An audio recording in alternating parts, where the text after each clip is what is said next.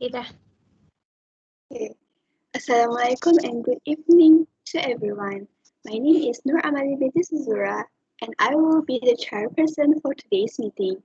Before we continue to our main agenda, let's start with everyone's self-introduction. Hi, Assalamualaikum. My name is ARISYA SHAKINA and I will be the secretary for today's meeting. Hi, I'm AMALIA and as the audit partner of the company. Hi, my name is Athirah as audit partner of the company. My name is NURFATIN ADRIANA and I am as the audit partner. Thank you everyone. First and foremost, I would like to express my gratitude to everyone for making it to today's meeting. As you all are well aware of, we are facing some constraints in gathering to conduct a meeting due to the ongoing pandemic. So the most fitting way to go about it is by having today's meeting online. Moving on, let's get down to our agenda of the day. We are all here today to discuss the internal control assessment that was executed during the course of performing Puncak Alam Sembilan Berhad's interim audit.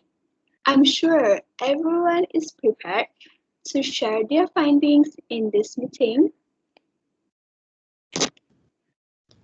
Yes, Ms. AMALIN. The notice of today's meeting has long been sent to our audit team here, so everyone has had ample time to prepare their respective parts. The delegation of tasks has also been carried out beforehand to ensure a smooth and fruitful meeting today. The task delegation is as follows. First, we'll start with Ms. AMALIN introducing the Internal Control System and Computer Internal Systems, aka ICS and CIS. Then, Ms. Fatin will explain the effect of CIS on ICS. Next, I will talk about the internal control questionnaire which we made for the company, and Ms. AMALIN and Ms. AMALIA will then read out the questions that we've prepared in that questionnaire, followed by the flowchart of the company which Ms. AMALIA will also present. And then Ms. Fatin and Ms. Athirah will talk about the control objectives, control activities, and tasks of control that has been practiced by the company. And then I will talk about the management letter which we wrote to the company. Lastly, Ms. Athirah will conclude our findings for today. Now, allow me to briefly explain our task. The company we are auditing for is a manufacturing company known as Puncak Alam Sembilan Berhad. The employees of this company are paid based on an hourly basis by bank credit transfer.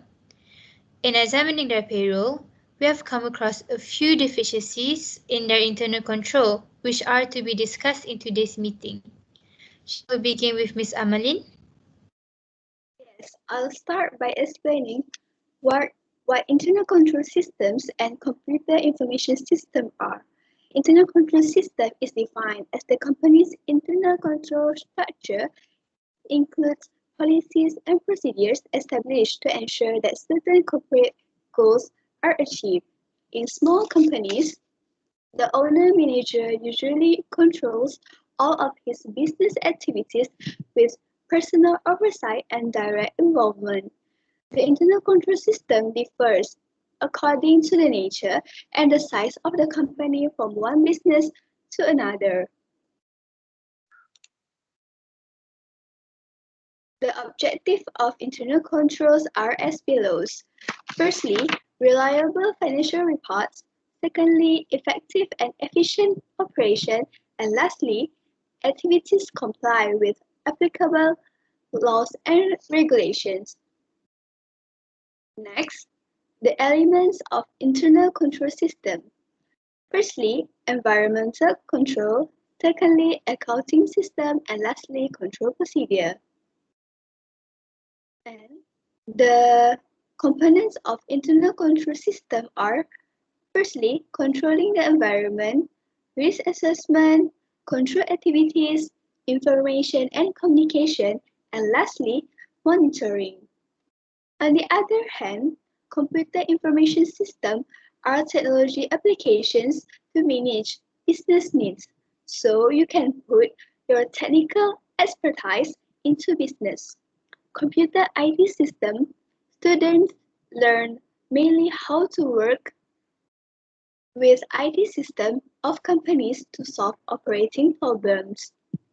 This type of system affects internal control system in various ways. I'll now pass this on to Ms. Fatin to give a more in-depth explanation of these effects.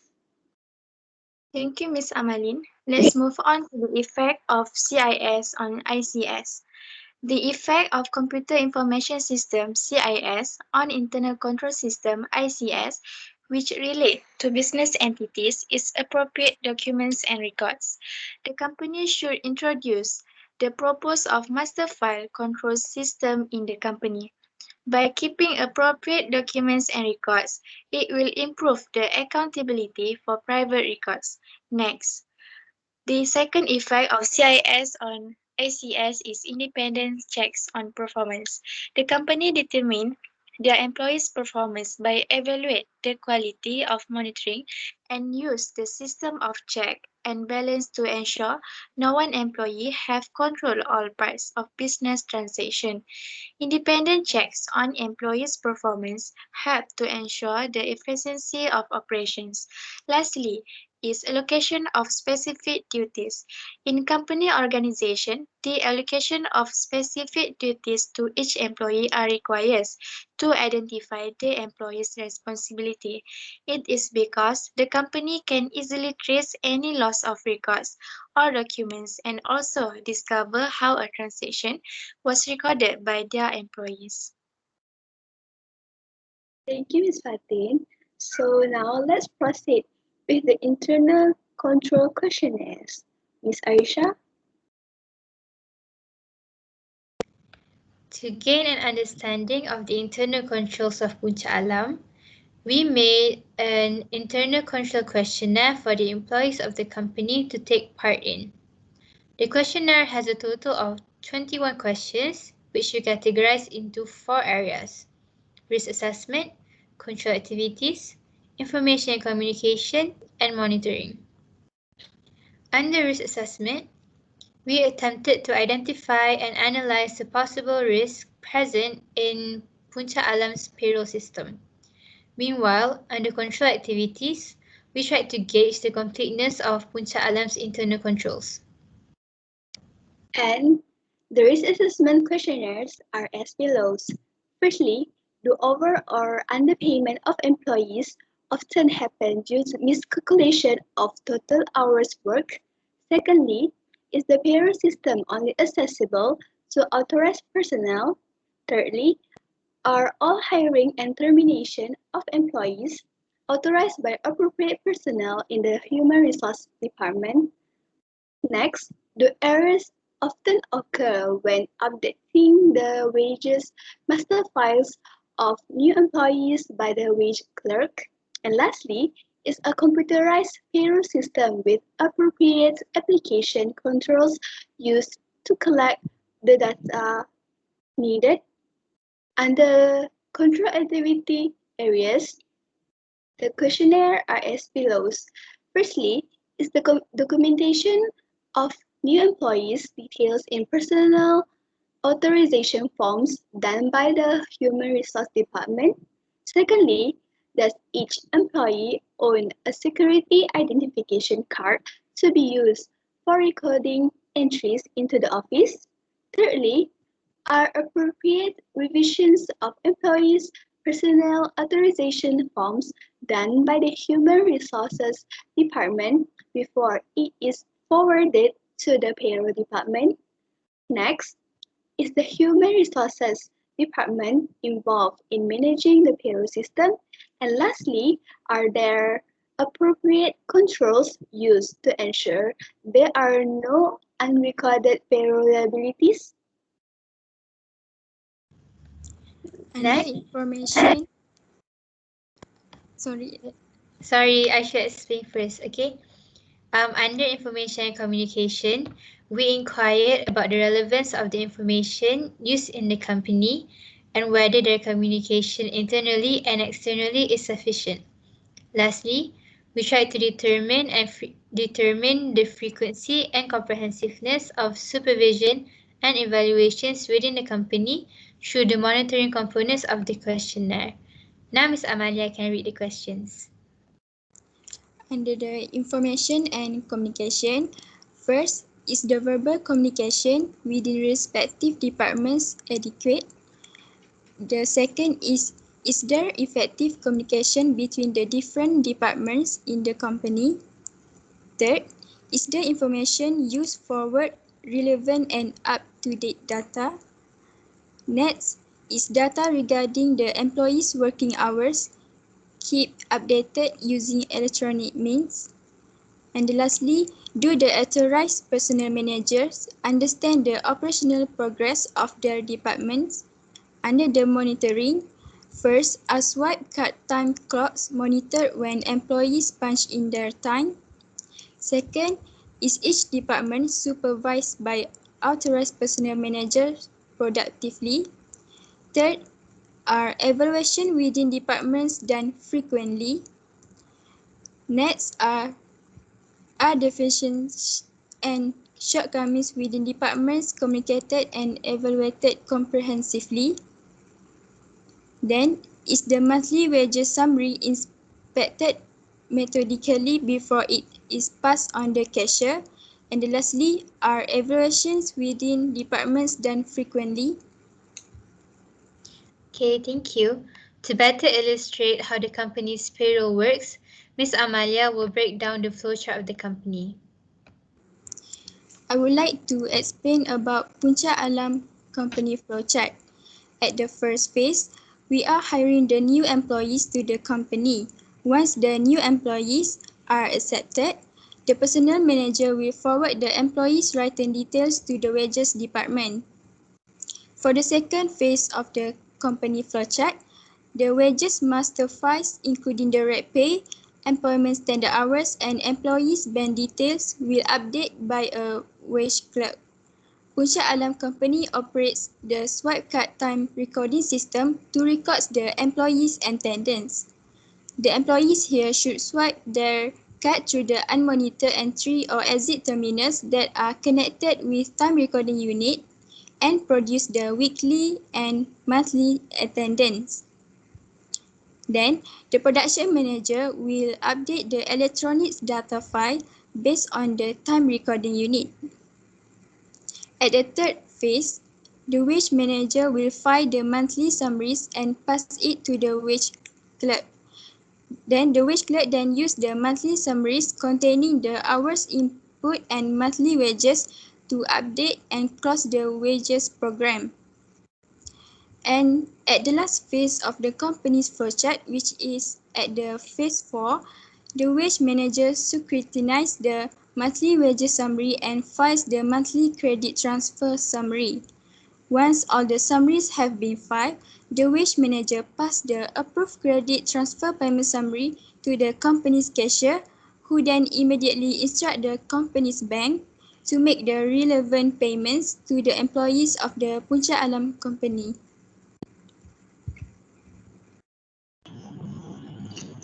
After looking at the company's flowchart, it is important to pinpoint the control objective, control activities, and tests of control that has practiced by the company. In company of Puncak Alam Sdn Bhd, once new employees have accepted an employment offer, the personnel manager forward written details of the employee to the wages department. The internal control system occurs documentation. Its control objective is authentic, which is the activity is to update wages master file. Test of control that has been applied is to maintain the record of company members. Next, the company operates a swipe card time recording system to record the arrival and departure of employee.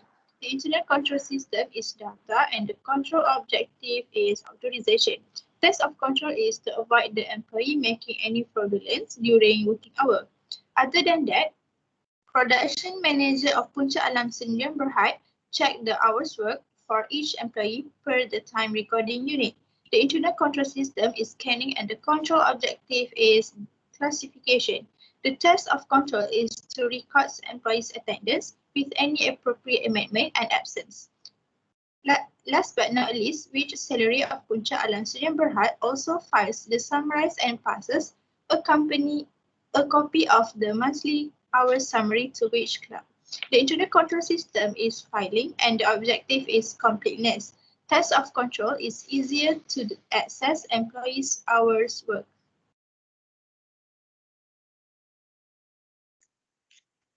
Not only that, the wage manager of Puncak Alam Student Berhad scrutinized the monthly wages summary and the monthly bank credit transfer. The internal control system is documentation and the objective is error handling. Task of control is to avoid any understated or overstated.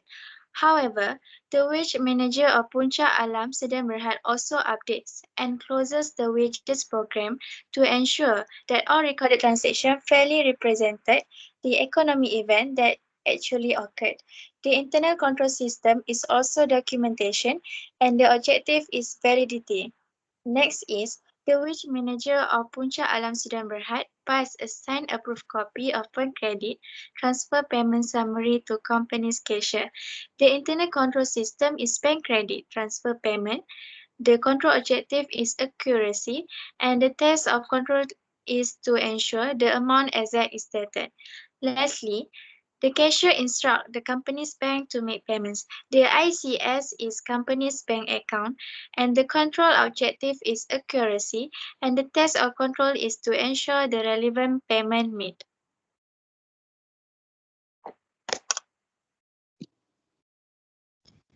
Although Puncak Alam has gone out of their way to meet these control objectives, as I've mentioned before, there are a few weaknesses that can be found in their internal control, specifically relating to their payroll. I have compiled these weaknesses alongside recommendations for Puncak Alam's management in one management letter.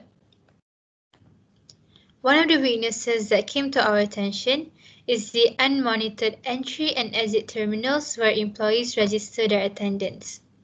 The lack of monitoring here makes it easy for employees to manipulate data regarding their working hours. So, we recommended that Puncak Alam increase supervision over their employees and implement a biometrical system when clocking in and out of work. Besides that, we found that Puncak Alam has poor segregation of duties when it comes to preparing and authorizing the payroll. This increases the risk of misstatement or fraud to happen. To mitigate those risks, we suggested that Puncak Alam delegate each task to different authorized individuals.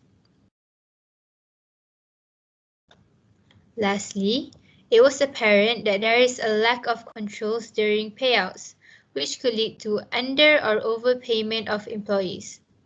To prevent this, we encourage the personnel responsible to sign the bank credit transfer summary to thoroughly check every relevant detail before signing, and that Puncak Alam put in place an Empress bank account specific for payroll purposes. I feel like we have discussed some notable matters here today. Will anyone like to summarize today's meeting? In conclusion, payroll is a significant expense for most entities. Auditors should understand the business function related to payroll transaction because it will help auditors determine the necessary internal controls over payrolls. Besides, the auditor should determine the execution for payroll transaction and their related audit objective. In addition, to achieve the objective, auditors perform tests of control to reduce control risk and the amount of substantive tests to be performed. Generally, substantive tests concern the balance of payroll accruals. Analytical procedure and limited tests of balance are performed in stage to obtain sufficient audit evidence that the payroll and its accrual are fairly stated. However, the main concern of audit payroll is overpayment, so that the auditor's focus is on tasks of control over accuracy of payroll calculation and payments. Thank you, Ms. Athirah. And once again, thank you to everyone present today for your contributions to today's meeting. With that being said, let's adjourn this meeting. Goodbye, everyone. Thank you. Goodbye. Thank you, everyone.